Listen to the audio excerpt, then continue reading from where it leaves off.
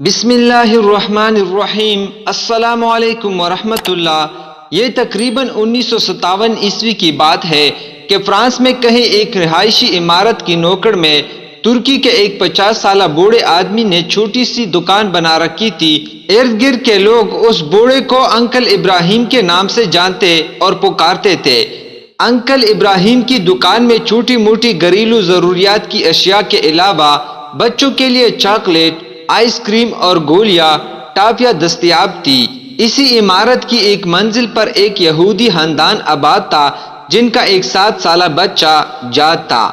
جاد تقریباً روزانہ ہی انکل ابراہیم کی دکان پر گھر کی چھوٹی موٹی ضروریات خریدنے کے لیے آتا تھا۔ دکان سے جاتے ہوئے انکل ابراہیم کو کسی اور کام میں مشغول پا کر جاد نے کبھی بھی ایک چاکلیٹ چوری کرنا نہ بھولی تھی۔ ایک بار جاد دکان سے جاتے ہوئے چاکلیٹ چوری کرنا بھول گیا۔ انکل ابراہیم نے جاد کو پیچھے سے آواز دیتے ہوئے کہا، جاد آج چاکلیٹ نہیں اٹھاؤ گے کیا؟ انکل ابراہیم نے یہ بات محبت میں کی تھی یا دوستی سے، مگر جاد کے لیے ایک صدمے سے بڑھ کر تھی۔ جاد آج تک یہی سمجھتا تھا کہ اس کی چوری ایک راز تھی، مگر معاملہ اس کے برعکس تھا۔ جاد نے گڑ گڑاتے ہوئے انکل ابراہیم سے کہا کہ آپ اگر مجھے معاف کر دے تو آئندہ میں کبھی بھی چوری نہیں کروں گا۔ مگر انکل ابراہیم نے جاد سے کہا، اگر تم وعدہ کرو کہ اپنی زندگی میں کبھی بھی کسی کی چوری نہیں کرو گے تو روزانہ کا ایک چاکلیٹ میری طرف سے تمہارا ہوا، ہر بار دکان سے جاتے ہوئے لے جایا کرنا۔ اور بالآخر اسی بات پر جاد اور انکل کا اتفاق ہو گیا۔ وقت گزرتا گیا اور اس یہودی بچے سے جاد اور انکل ابراہیم کی محبت گہری سے گہری ہوتی چلی گئی، بلکہ ایسا ہو گیا کہ انکل ابراہیم ہی جاد کے لیے باپ، ماں اور دوست کا درجہ اختیار کر چکا تھا۔ جاد کو جب کبھی کسی مسئلے کا سامنا ہوتا یا پریشانی ہوتی تو انکل ابراہیم سے ہی کہتا۔ ایسے میں انکل میز کی دراز سے ایک کتاب نکالتے اور جاد سے کہتے کہ کتاب کو کہیں سے بھی کھول کر دو۔ جاد کتاب کھولتا اور انکل وہی سے 2 صفحے پڑھتے، جاد کو مسئلے کا حل بتاتے۔ جاد کا دل اطمینان پاتا اور وہ گھر کو چلا جاتا، اور اسی طرح ایک کے بعد ایک کرتے 17 سال گزر گئے۔ 17 سال کے بعد جب جاد 24 سال کا ایک نوجوان بنا تو انکل ابراہیم بھی اس حساب سے 67 سال کے ہو چکے تھے۔ داغی اجل کا بلاوا آیا اور انکل ابراہیم وفات پا گئے۔ انہوں نے اپنے بیٹوں کے پاس جاد کے لیے ایک صندوقچی چھوڑی تھی۔ ان کی وصیت تھی کہ اس کے مرنے کے بعد یہ صندوقچی اس یہودی نوجوان جاد کو تحفہ میں دی جائے۔ جاد کو جب انکل کے بیٹوں نے صندوقچی دی اور اپنے والد کے مرنے کا بتایا تو جاد بہت غمگین ہوا، کیونکہ انکل ہی تو اس کے غمگسار اور مونس تھے۔ جاد نے صندوقچی کھول کر دیکھی تو اندر وہی کتاب تھی جس سے کھول کر وہ انکل کو دیا کرتا تھا۔ جاد انکل کی نشانی گھر میں رکھ کر دوسرے کاموں میں مشغول ہو گیا، مگر ایک دن اس سے کسی پریشانی نے آ گرا۔ آج انکل ہوتے تو وہ اس سے کتاب کھول کر 2 صفحے پڑھتے اور مسئلے کا حل سامنے آ جاتا۔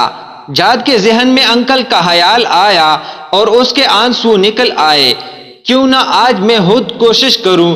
کتاب کھولتے ہوئے وہ اپنے آپ سے مخاطب ہوا، لیکن کتاب کی زبان اور لکھائی اس کی سمجھ سے بالا تر تھی۔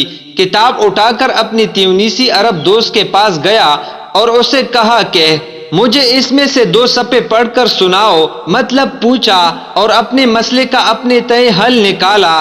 واپس جانے سے پہلے اس نے اپنے دوست سے پوچھا، یہ کیسی کتاب ہے؟ تیونیسی نے کہا، یہ ہم مسلمانوں کی کتاب قرآن ہے۔ جاد نے پوچھا، مسلمان کیسے بنتے ہیں؟ تیونیسی نے کہا، کلمہ شہادت پڑھتے ہیں اور پھر شریعت پر عمل کرتے ہیں۔ جاد نے کہا، تو پھر سن لو، میں کہہ رہا ہوں، اشہد ان لا الہ الا اللہ و اشہد ان محمد رسول اللہ۔